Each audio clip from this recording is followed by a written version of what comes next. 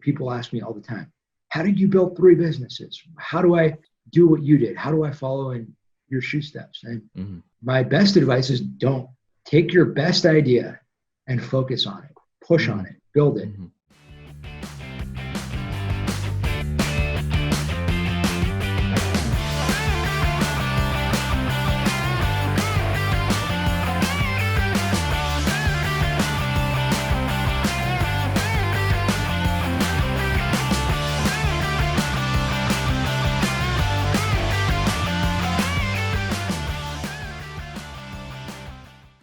One of the things, and I'm just going to run this idea by you, I'm just going to tee you up for this.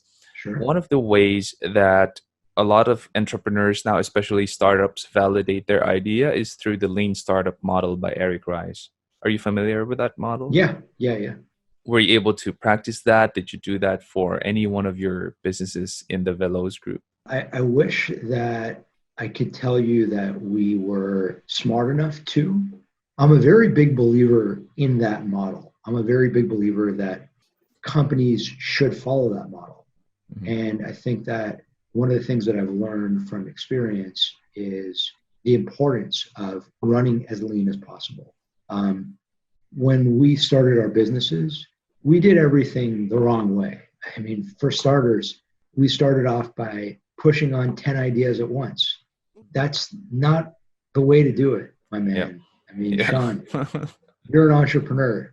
Anyone listening who's interested in starting their own business, don't do that. Don't do what I did. People ask me all the time, how did you build 3 businesses? How do I do what you did? How do I follow in your shoe steps? And my best advice is don't. Take your best idea and focus on it, push on it, build it.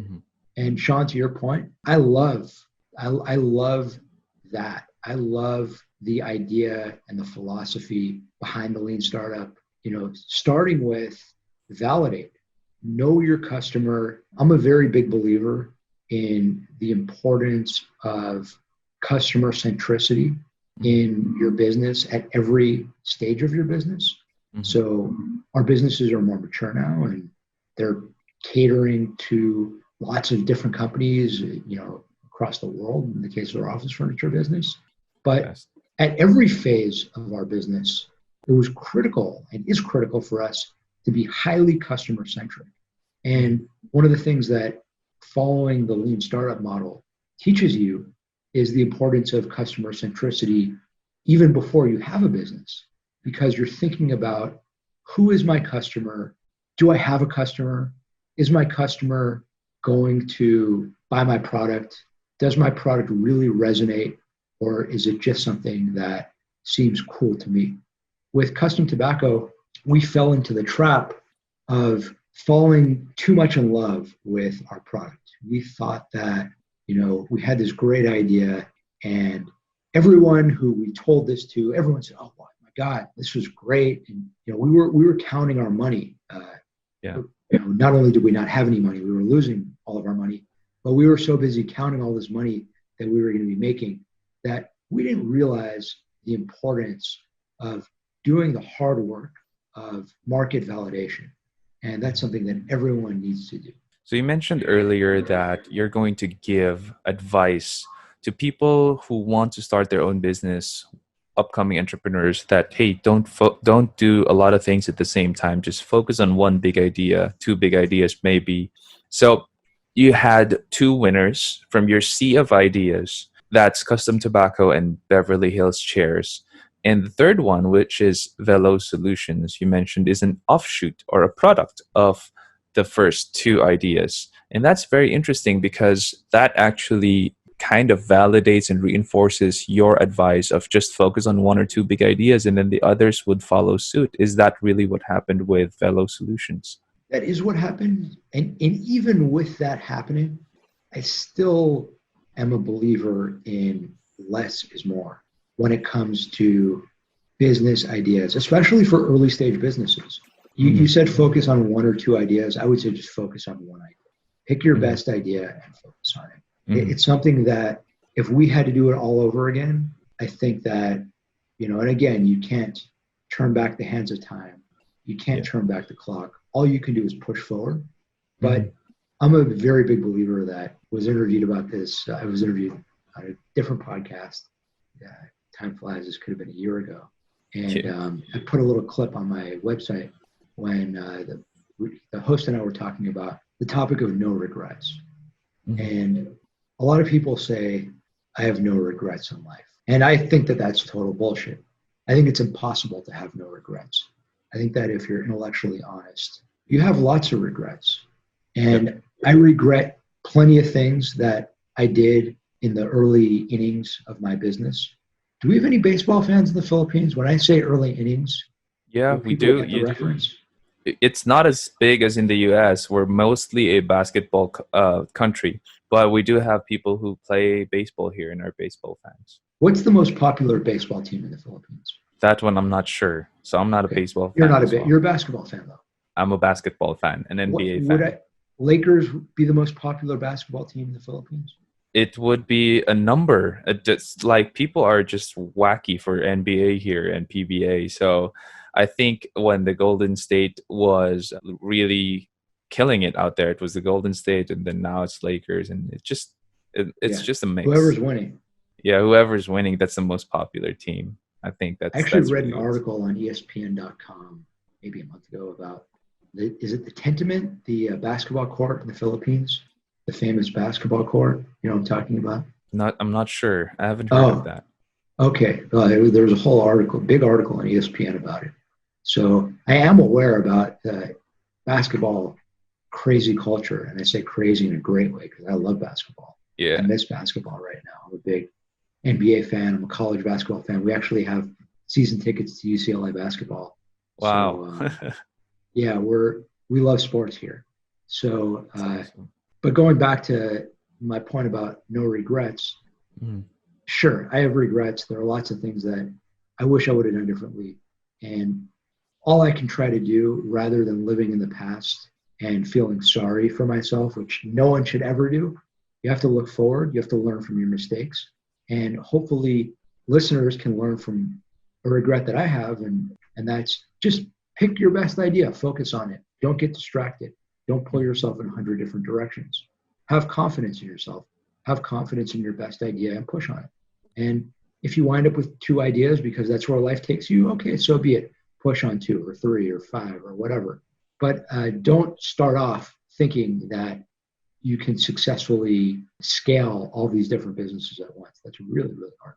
So let's talk about Velo Solutions. What do you guys do there? That's something that we haven't run into yet. So this is an offshoot from Beverly Hills Chairs and Custom Tobacco. But what do you guys do? I mean, people would like to know what you guys do there. Yeah. So what we do is we work with businesses and nonprofits of different sizes.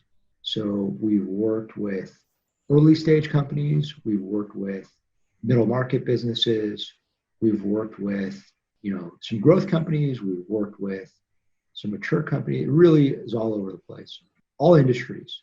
Mm-hmm. And what we do is we come in and build generally sophisticated technology solutions for clients. So we're coming in not to build basic websites, not to build basic mobile apps. If someone needs kind of a basic WordPress or Squarespace app, that's not what we're doing. Mm-hmm. What we're doing is we're coming in and building complex solutions that your run-of-the-mill development team generally isn't capable of doing. Oftentimes we're coming in after the incumbent team has been displaced. So oftentimes we're coming in because the current client has sort of had experience with developers and realizes that they need to kind of take that next leap up, or maybe two leaps up, and then they come to us. We tended to do a lot of really creative strategic work. Some of it would fall into R&D, where we're trying to create new revenue streams for clients by creating complex solutions on the technology side that can then be connected to whatever it is that they're trying to build in their business. So it's really marrying our technical expertise Yeah. with whatever each of our clients is trying to create a business at. So I'm a little bit curious because I'm also in the services industry, and we also build some technologies for clients, among the SEO that work with that we're doing for them and with them. That sounds to me like that's a lot of custom stuff that you're doing. And I want to know, with all the busyness that's going on in your life, are you the one going to the client and asking them what they need and analyzing it and then throwing that requirement to the rest of your team? How do you do it? I personally am not. So I think it's really important to, number one, know your strengths and know your weaknesses. And number two, know the limitations of your time and of your bandwidth. So I myself am not we're talking now kind of going into the roles and responsibilities. Like we have a project manager, we have a product manager. That isn't me. We have a CTO. That isn't me. We have software developers. That isn't me. So I think as a leader, it's important to understand who you are, what you're really good at, what you're not good at. I think it's really important to bring people in around you who are much, much better than you and in all the areas in which you need talent. So for this business, first and foremost, you need really, really, really good software developers. Mm-hmm. That's not me. I'm not a programmer.